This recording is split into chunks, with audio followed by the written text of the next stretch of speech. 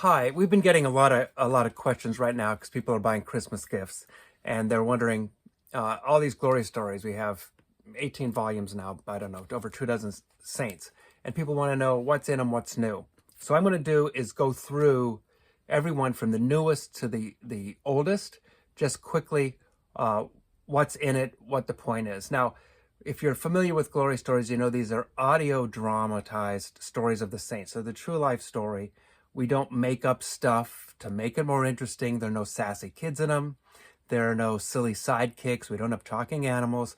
These are the true life stories of the saints, and we let those speak to the imaginations of a child, of children, instead of trying to interest them. And it really resonates. They hear the real words of the saints, the ones on the Blessed Mother. They hear the actual words that she spoke.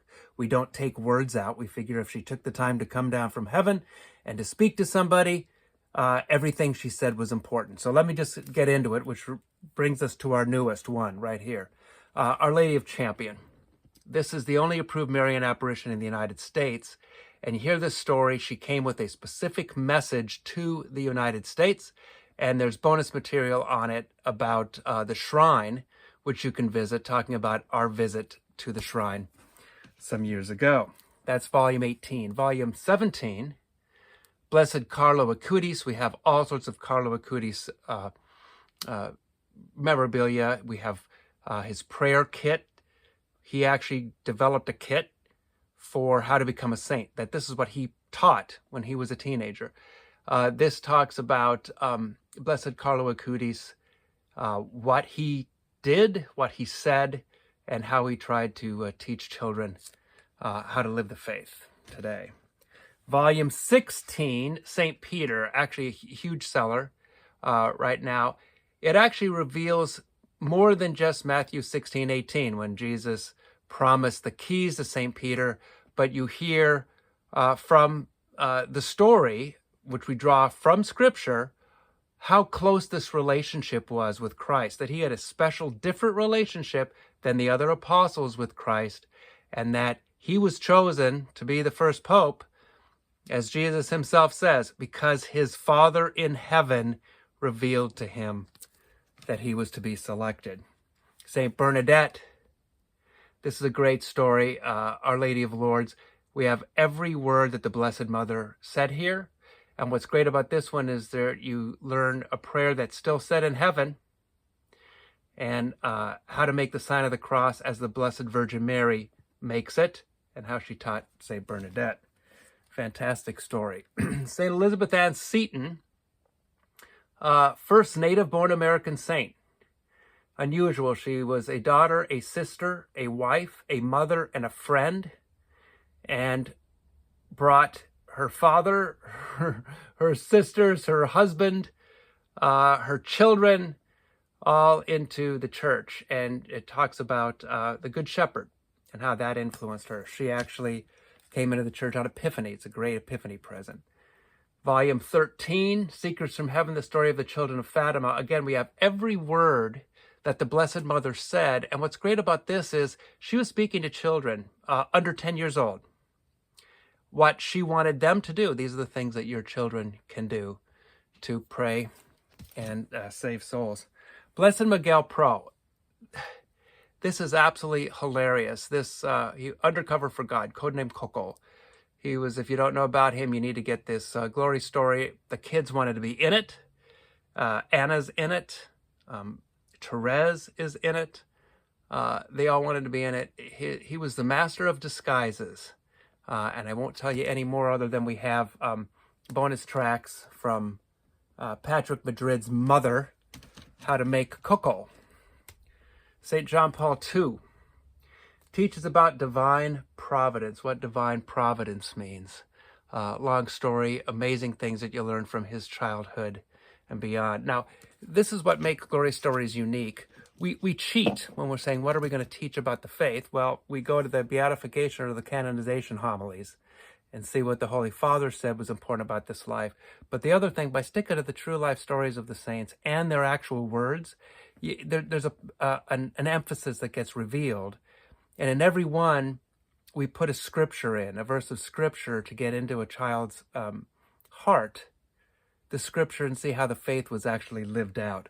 John Paul II, amazing. We had people who knew him actually in that glory story. And all these scripts are vetted theologically and historically, so they were able to actually vet what it was like in Poland when he was growing up. St. Rose of Lima, St. Maximilian Kolbe is number 10. St. Maximilian Kolbe teaches about what devotion to Mary is all about and how to live it. And St. Rose of Lima is about prayer, actually. Very interesting. The scripture that comes out of this, that again, what she inspired her in her prayer life. This is the only one that we have in English and Spanish right now. Volume 9, Blessed Jose Luis, now Saint Jose Luis. It seems like the fastest way to become a canonized saint is to have us do a glory story and call you blessed in it. And the next thing we know, they're actually canonized, and we have to re-record a number of things. If you've ever seen the movie, oh my goodness, I can't think. They made a movie about his life, and they changed all sorts of things. This is from the beatification documents when he was getting beatified. Absolutely phenomenal story. This was a little village in which he lived. Very inspiring to children. 14-year-old martyr. The village in which he lived, you see how God is playing out to bring salvation to every single person in that village. All the interrelationships comes out through his story. It's amazing. Volume 8 was an unusual thing. This was actually written by Virginia. This is Best Loved Catholic Prayers and how to pray them, and then takes you through the Mass as well, where these prayers came from, how to pray them, the gestures, the postures. We take you from a morning offering to an examination of conscience at night, and put a lot of chant and song in there, the types of traditional Catholic songs that you'll hear. Volume 7, St. Clare. My daughter Claire is the young St. Clare, and St. Martin de Porres. Again, St. Clare teaches you about divine providence. St. Martin de Porres is the only one that does have talking animals because he talked to animals. Documented. That was one of the things that he was able to do. St. Joan of Arc and St. Anthony of Padua reveals why St. Anthony is the seeker of the lost. St. Joan of Arc is one of the best loved glory stories that there is. How did a little peasant girl who didn't even know how to ride a horse defeat what was the most powerful army in the world? The English. It was 100 Years' War because the French couldn't beat the English until she came along and mopped them up very quickly. Volume number 5 is St. Cecilia, which teaches about the communion of saints. And St. Kateri Tekakwitha teaches about baptism. And if you listen to the story, it's just, again, it's an amazing revelation. The first thing she said to the Jesuit priests when she turned 18, which made her an adult in the tribe, she walked up, I want to be a Christian, I want to be baptized. And her story is absolutely amazing. It really reveals what baptism is all about, miraculously. Volume 4, The Gospel in 5 Fingers, Mother Teresa of Calcutta. What she said was the Gospel in 5 Fingers. And Jesus, I Trust in You, St. Faustina Kowalska teaches about the divine mercy devotion. And we have a bonus track on that. How do you become a saint? Okay. What is a saint? How do you become a canonized saint in the Catholic Church? Number 3 was St. Joseph and St. Catherine Drexel.